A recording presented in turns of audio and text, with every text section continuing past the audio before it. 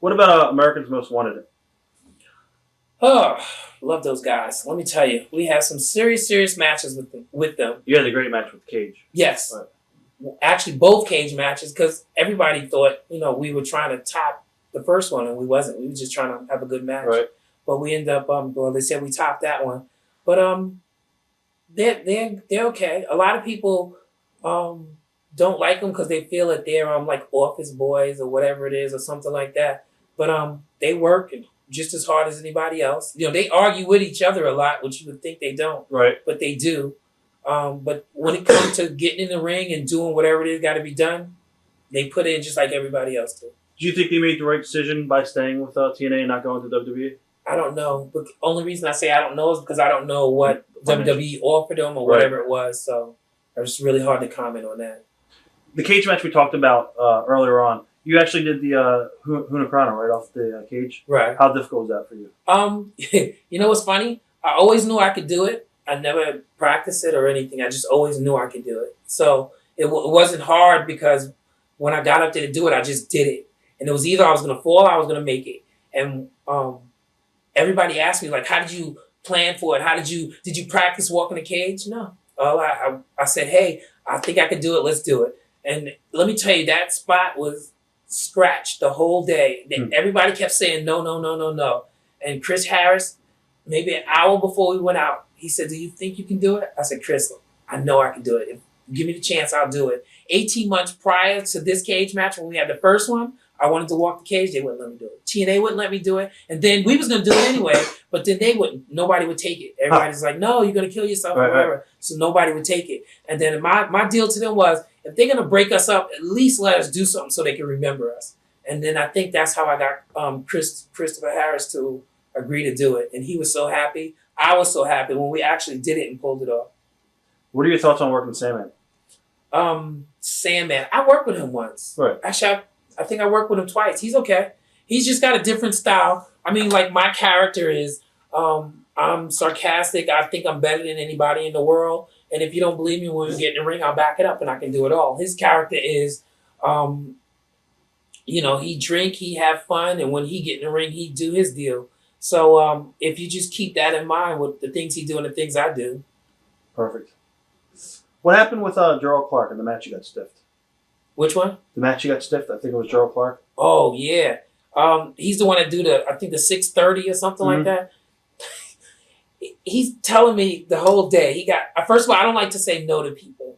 Even Jarrell said, I got this move I want to do. And if I think TNA see it, it might give me a chance. I'm like, all right, well, they need to see this move and it's going to get you a job and let's do it. He said, let me tell you, I've been doing it for so long. He said, there's no way you're not going to get hurt or whatever. I said, all right, well, what is it? He said, well, I do a flip in the air. I flip through twice and then I hit you, but I barely hit you. Well, let me tell you, he did the flip and I don't know what went wrong, but he hit me. And when he hit me with every ounce of weight he had. And the fact that he flipped, it was just more momentum. He knocked all the air out of me. And as I'm on the mat, I was just saying to myself, holy shit. But when things like that happen to me, I have to get mad because when I get mad, the pain go away. And then I just want to fight. So it's not that I had anything against him. I just had to suck it up and keep going. But it's a really good move. But let me tell you, if he put it on you or whatever, it's going to hurt. But he stiffed the shit out of me with that one. What about we laugh about it now. So everything was cool. Yeah, we laugh about it. What are your memories of working with Sanjay a couple of pay-per-views ago? Sanjay, I worked with him a couple of times before because we were actually we were Team TNA at one point. It was fun to work him. And he's one of those people where he's a lot smaller than I am. So it's either you can work or you can't work. So you got to do something that makes sense. So we did the best with what we had and what they wanted us to do. And it was like a last minute match that they actually just put out there. But we had fun. We both had fun with that match. What about Petey Williams? What are your thoughts on Petey? Petey's a good wrestler. And it's funny because I just knew like me and Petey was going to have this chart buster. And it wasn't that. It was just a good match. I thought it was going to be like the best match of the night, but it's funny because they gave us a certain amount of time, and before we even walked out, they took time away from us as we're walking out to the ring. And I'm like, how the hell are you the first match and they take time away from you? So I just thought the match was going to be a whole lot better, and it just wasn't. So maybe we just need to put more into it or think about it more. Do you find it hard to stay focused in TNA? Because it seems like the booking is very inconsistent. And that if a guy will have like a main event match or a big feud, like next week he might be working a dark match for like example, like Kid Cash. Yeah. At the last pay-per-view. No, because that was, to me, that was WCW. You know, 1 minute you was doing whatever, and then the next minute you was doing whatever. So to me it was, you know, what have you done for me lately? So I don't care. You could put me on the show before the show. I'm going to go out there and do what I do. And only way, if I'm not being me 100%, because there's been times in WCW I was told, hey, you need to take it easy. Don't outshine so-and-so. Remember, he's the babyface. I've been told that a bunch of times. It's like, remember what you do. You know, don't outshine the babyface. You're the heel.